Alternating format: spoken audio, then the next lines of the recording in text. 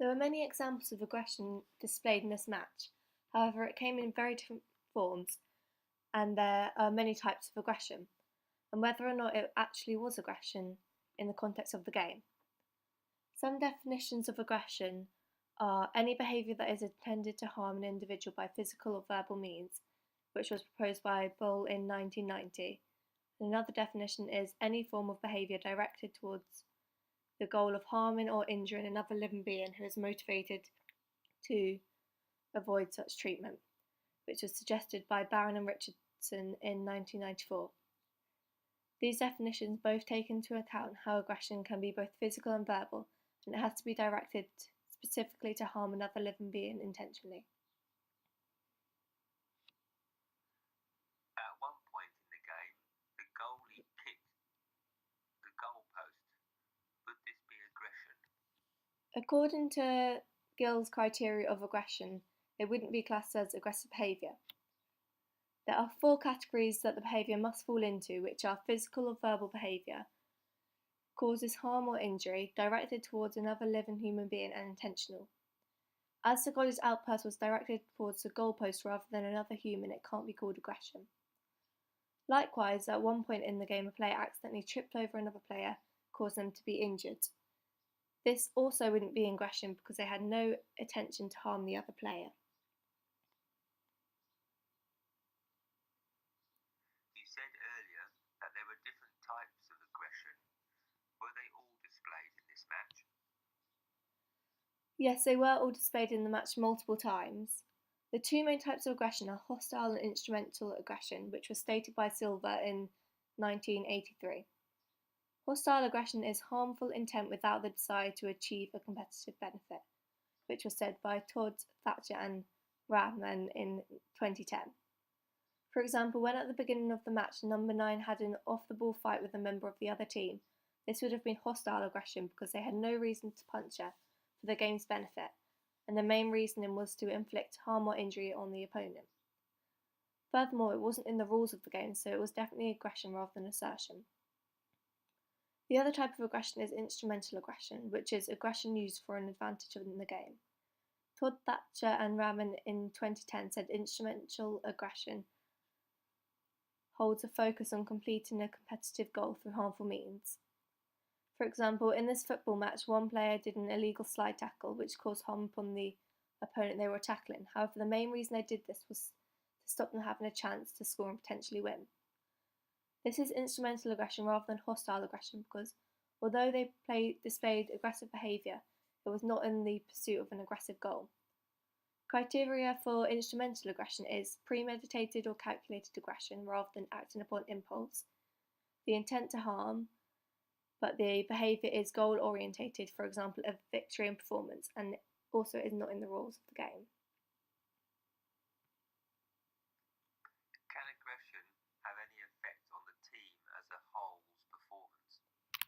Yes, particularly hostile aggression. This can lead to a decrease in the team's performance because it can cause a disrupt to the cohesion within the team, which can have an effect on performance because they won't work as well or successfully together. Was any other aggressive behaviour displayed in the match? Actually, the majority of behaviour people are referring to as aggressive is actually assertion rather than aggression. Although assertion is sometimes called channeled aggression, it doesn't fall into the category of aggression because it doesn't involve intentional harm against another living being. Assertion can be defined as behaviour that can improve performance and is where a player will play within the rules of the sport but at a very high intensity and will have no intention to harm an opponent, which was stated by Bradamir in 1994. The main difference between this and aggression is that assertion is in the rules of the game without the intent to harm. For example, when number 10 tackled the opponent and successfully won the ball, it wasn't aggression because it was in the rules of the game and they didn't intend to harm the opponent in any way. The goal was only to win the ball. Assertion often involves robust, legitimate, forceful actions to complete skills successfully. And although number 10 tackle was tough, it was also fair to be classed as assertion rather than aggression. You talked earlier about the punch-up between 2 opponents being very aggressive, but would this be the same in all sport? No, each sport has an individual set of rules which can cause difference into whether a behaviour is displayed was aggressive or not.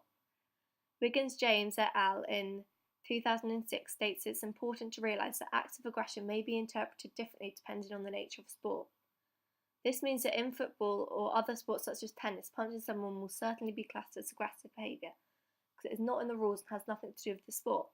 However, in a sport such as boxing, punching is a vital component of the sport. So rather than being hostile aggression, it would be classed as sanctioned aggression. Because although there is the intent to harm, it is within the rules of the sport. Ah, okay. There are many different types of aggression, and like you said, aggression and assertion are very easily mixed up. Do you think this has an effect on the athletes? Coaches can often mix up aggression and assertion, which can be bad because part of their role is to make sure players aren't being aggressive. A coach may ask one of their players to be aggressive when trying to tackle or win the ball.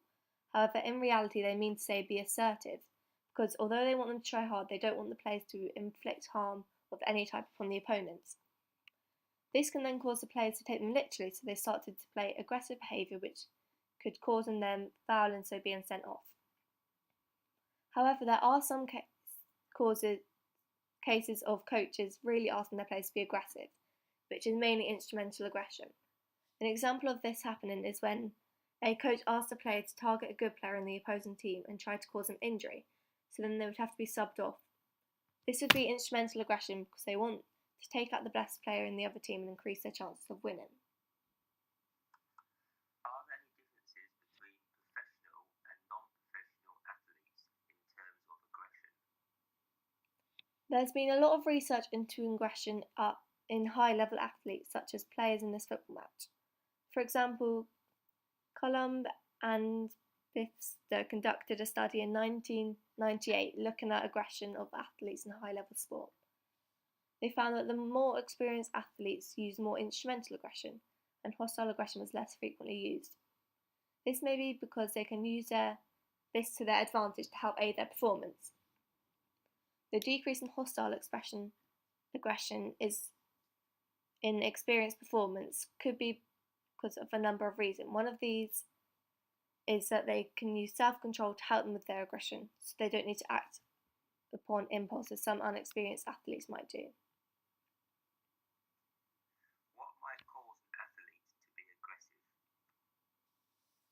There are many different triggers that could cause an athlete to be aggressive. A few of these are actual or perceived unfairness in the game, which could include beliefs that the referee has made an untrue call against their team. For example, in this match, when the referee called a yellow card against number 5, they became aggressive at the referee because they believed that it was an unfair call and they didn't deserve to be given a warning. Another reason why an athlete may become aggressive is when there's been previous ill feeling in the game. A famous example of this from a previous game was when footballer Keane had been injured 18 months before by another footballer called Haaland. So in another game when they played against each other, Keane aggressively tackled Haaland purely for revenge and desire to harm him, stating that he had waited long enough. Why might some athletes become aggressive?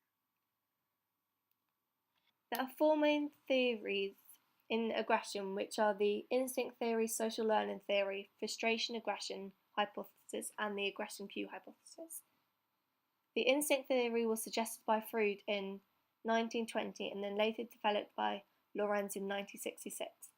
They suggested that aggression was an innate genetic drive within someone, and everyone had a trait of aggression within their ID, which is the pleasure principle part of personality. Therefore, an athlete's aggression is inevitable and predictable because it is a trait, which is a characteristic that remains in every situation. However, this theory also believes that aggression can be avoided through displacement, which is directing aggression at a different target, for example, at the football, and also sublimation, which is when the ID's urges are acted upon but in a socially acceptable way, such as sport. When aggression inevitably builds up, there are 2 ways someone might behave. Firstly, they could attack someone, which is socially unacceptable and aggression. Or they could displace and release their aggression in a socially acceptable way, which is called catharsis. For example, in football, if the player has a build-up of aggression, they could induce catharsis by displacing their aggression into playing really hard and focusing their aggression on the ball. However, if they do not do this, then they will likely show hostile aggression towards another player, which would be unacceptable. However, there have been some criticisms to this theory, such as it only suggesting behaviour is nature. Aggressive behaviour is also learned, and there has been proof of this because it can be linked to different cultures. This theory is also criticised because in 1972, Berkowitz found that levels of aggression actually increased in sport rather than decreasing due to catharsis, as unlike what Freud suggested. Another theory trying to explain aggression is the social learning theory. This was suggested by Bandura in 1966, who conducted a study seeing if children would imitate the adults they were watching, displaying either aggressive or non-aggressive behaviour. He found that children watching the aggressive adult also displayed aggressive behaviour, and this suggests that behaviour is learned and is nurtured through environmental factors. He also suggested that behaviour was determined by observing role models or significant others and could be reinforced to ensure it does or doesn't happen again.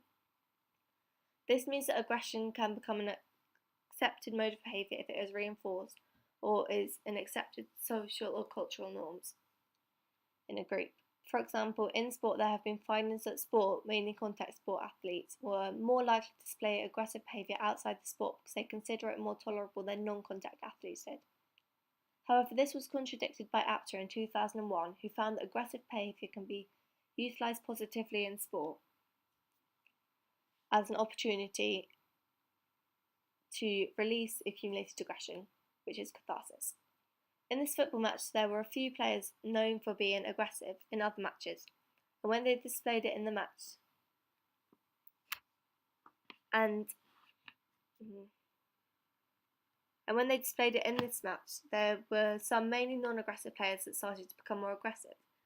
This could be because they were watching the aggressive players and started to imitate them. This is then reinforced positively because they started receiving the ball more, so continued this aggressive behaviour. However, not all the players started acting aggressively, and this is a criticism of the theory because people don't always copy what they see, and they could be acting upon free will. Another theory is frustration aggression, which was suggested by Dollard in 1939, and he stated that aggression occurs because of a blockage of a goal, and it is developed from frustration. Every time a player gets frustrated, they will become aggressive, and if their act of aggression is successful, then they'll have a cathartic release where the frustration is released. However, if the aggression results in punishment, then it will lead to a larger build-up of frustration.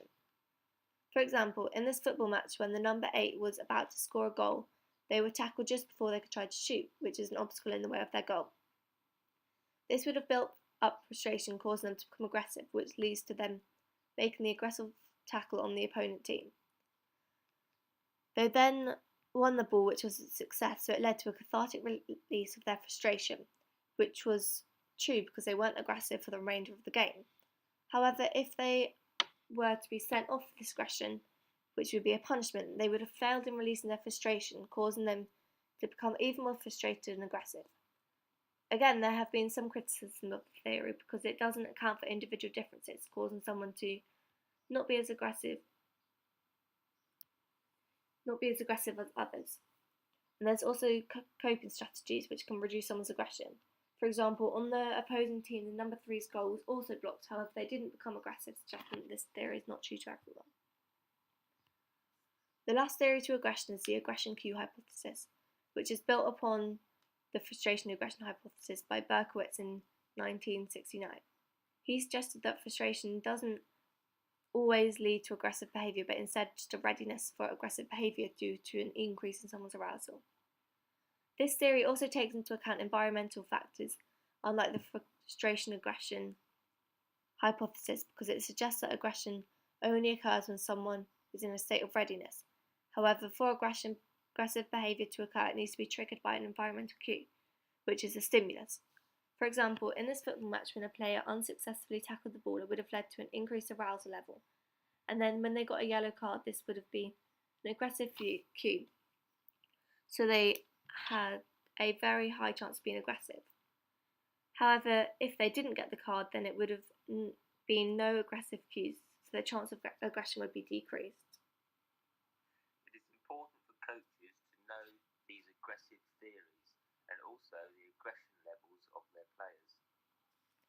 Yes, firstly, it's important for coaches to know what might stimulate their team to become aggressive. For example, a match might have a strong rivalry causing players to become more aggressive. It is important for coaches to also know that players are likely to become aggressive easily because they would need to try to reduce their aggression levels. For example, when number 2 started displaying small signs of aggression, the coach subbed her off, and it is likely that they knew she was prone to becoming aggressive, so they had to stop her before she got sent off. It's also important for them to know some of the theories of aggression because when they know that, they could know what would cause aggression and how to reduce it. For example, the social learning theory suggests that aggression is learnt through observation, so it is important that the coach knows not to display aggressive behaviour themselves so the players don't imitate their behaviour. If aggression gets out of hand, what can be done to try to reduce the levels of it? There have been some strategies to help and reduce the levels of aggression in sport and players. Coaches and other people such as fans, spectators or the referees can help avoid increased levels of aggression. For example, a participant in sport may need to reduce their aggression in order to keep playing and not be sent off. A way they can do this is by listening to music before they go on to reduce their arousal levels and therefore the risk of them becoming aggressive. While playing, they could also use breathing techniques to try to calm themselves down and avoid acting on instinct straight away, which could lead them displaying aggressive behaviour. It is also important for coaches to not only remain passive themselves but to reduce aggressiveness in their players. A way for them to do this could be to call for a timeout if they see some of their players being aggressive. For example, when the footballer's coach started seeing some of his players aggressively tackling him for the ball, they could have called for a timeout to allow the players to cool off and reduce their arousal levels, so they would have become less aggressive. Lastly, the referee plays an important role in reducing aggression, because they are responsible for making sure aggressive behaviour is not allowed on the pitch. For example, when the referee saw a player being aggressive, they gave her a yellow card and a warning to make sure she wouldn't be aggressive again.